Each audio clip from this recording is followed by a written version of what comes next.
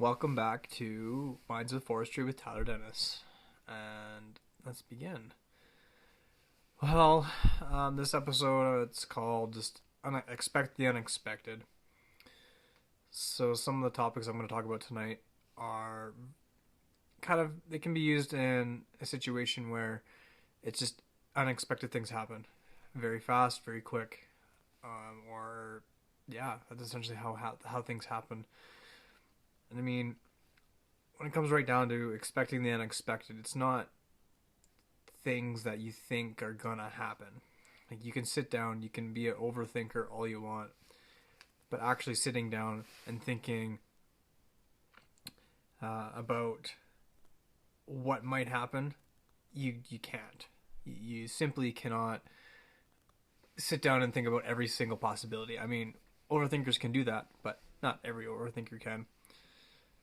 So some unexpected things that have happened to me in the field are like animal encounters, like attacks.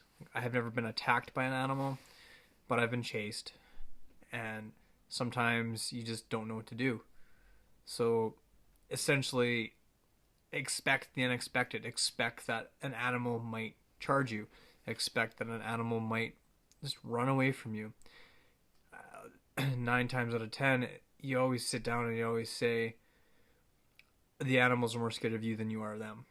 Well, sometimes that's not true.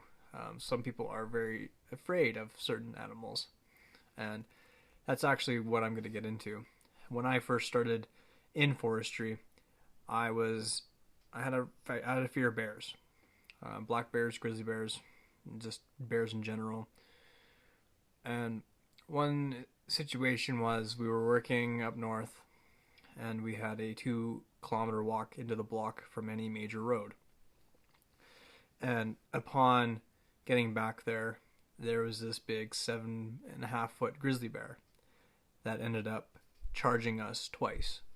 I was in front of the crew when this bear charged the first time, and all I saw was this great big head and shoulders, just huge bear.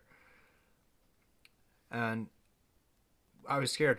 I was really scared. It wasn't something I was not expecting to have to deal with at that time.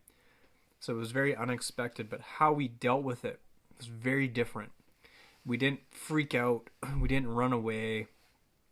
We just simply stood our ground. We banged our hatchets against trees, and the bear took off.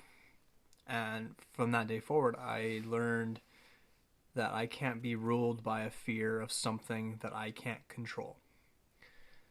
So expecting the unexpected essentially comes down to knowing that things will happen whether you're prepared for them or not. And when it comes time to deal with those issues, those unexpected problems, it really comes down to your ability to think on the fly. Like, can I do this right now? Can I do this later? No, it's like go. It's just a matter of how fast can your mind go and how fast can you react to it. And like, there's one instance where we were going down a back road and we seen this car on the side of the road. This is a funny story. And lo and behold, we see 2 people bumping uglies on the hood of this car. And it was super unexpected. You don't expect to see that down a remote forestry road.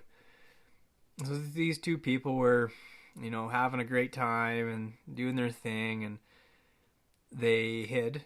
The one guy hid behind the car, and he's crouched, and all you can see is his bare butt hanging out from behind this car as he's covering his face. And the girl was in the car covering up in a blanket, trying to hide her face. It was pretty funny, actually. But again, that's something that you don't expect to see. And it's like, what do you do in that instance? We essentially just drove by, didn't say anything, didn't look at them. We just kept a straight face and just kept driving. After we drove by, we just burst out laughing. So I was with a coworker of mine, and he was driving, and I couldn't hold myself from not laughing. I just laughed so hard. But essentially, that's another thing that comes down to expect the unexpected on a back road. You don't know what you're going to see or what you're going to find. And how you develop skills to deal with it, it's all upon your own mental capacity of problem solving. And that's one thing that I do want to get into, is how my mind works around problem solving whenever I'm dealt a hand in the bush where there's a bunch of major problems. And I just kind of want to go through that and ideally talk about how I go through the thought process. How do I deal with something unexpected now compared to when I used to? And so that's something that I do definitely want to get into. So getting right into how my mind works around problem solving is I try and sit down, look at what I need to do to get around the problem. How can I solve it in the quickest way possible, but yet be efficient enough to solve it quickly. So ideally, I just sit down and play the scenario through my mind. What's going on? How can I avoid this from happening again? How can I deter this situation, or how can I bring the situation to ease? So by simply thinking about it for a couple minutes and just talking, I will talk anyone's ear off whenever I'm actually in the bush, because of how constant my brain is thinking. And it ultimately comes down to how fast can I figure it out in my head. It's not like a math problem. It's not like anything like that. It's like when something unexpected happens, it's a shock. It shocks your brain into almost a panic. Like, oh no, this is unexpected. What do I do? And it's up to myself, and it's actually up to the individual to identify what their brain's going to do when an unexpected situation happens. So whether that be fear, like you're scared of the situation, or you're feeling overwhelmed because you weren't expecting this, or like anger because you're mad because something unexpected happened, or are you a person who enjoys challenges? Like, I'm a person who strives for knowledge. I dig for knowledge. I seek knowledge quite a bit. So when unexpected things happen, I always look at, what am I learning from this situation? And how can I add this to my arsenal of problem solving skills? What's the quickest way to get around this problem? And I kind of just make a list. Personally, I can't go over my list because it's a really random list. But at the same time, I think sitting down and thinking about it is a great skill to do. Being very meticulous when it comes to problem solving. I mean, you can be the best problem solver in the world, but when something unexpected happens that you have no control over, you're not really sure how to address it, because essentially unexpected events are events you cannot control, like nature events, mechanical. You can control mechanical events to, you can control them to a bit, and at the same time you can't, because you can have the best vehicle in the world, but it's still going to break down if you don't maintain it. So I guess it's up to you to maintain the vehicle. But ideally, if you're driving on a back road and your vehicle breaks down because of all the ruts or the washboard, that's not your fault. You can't expect your vehicle to withstand that situation because it's unexpected. So ideally, going right into expecting the unexpected again means prepare yourself for something that you don't have control over. Prepare your mind to settle down and think things through before actually getting an idea. Like first things first, everyone always wants to do the first thing that comes to mind. Like that's an intuition state. But ideally, you want to just sit down and think things through so that way, A, you're not getting yourself hurt, and 2, making sure that it's efficient enough so that way you don't have to risk anyone else's lives or safety.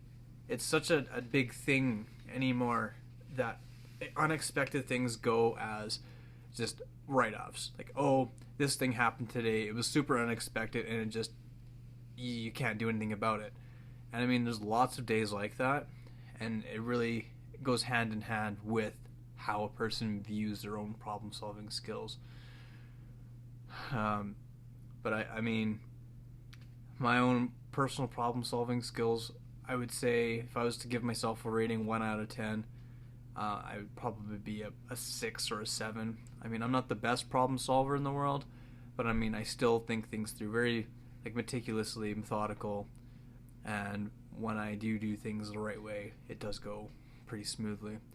So my biggest advice to everyone when it comes to expecting the unexpected is 1, sit down, discuss it out loud with the people around you. 2, make a plan. Don't just jump headfirst into something, and be a leader. If you are a person who isn't sure how to lead, then try and just voice your opinion. Like, hey, this would work if we did it this way, or use your own knowledge. Relate the situation at hand with the situation you've dealt with in the past. That's how most problem solving is done, is try to relate to that problem that has happened in the past. And I mean, when your mind gets working, you'd be surprised at how much stuff you actually remember from the past. And it's great whenever you can sit down and just be like, oh yeah, back in the day, this problem happened and I did it this way. Can I use that same tactic to get over this current problem? So with that being said, that is how I do problem solving in my own mind. And I hope that this little section of the podcast helps you understand how my mind works. If it doesn't, I'm sorry, but ideally I am always expecting the unexpected because it's always something new for me. Is the sled gonna get stuck in the snow? Is the truck gonna break down?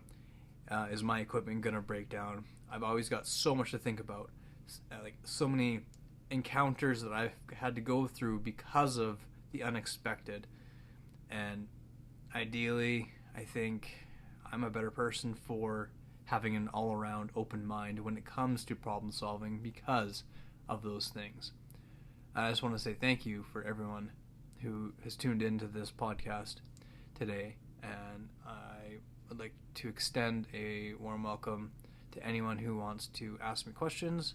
Remember that there's a Q&A on Spotify, and I will be hopefully posting this to YouTube. And from that being said, I hope everyone has a great next week. My next podcast will be out in the following week on Saturday. So have a great day.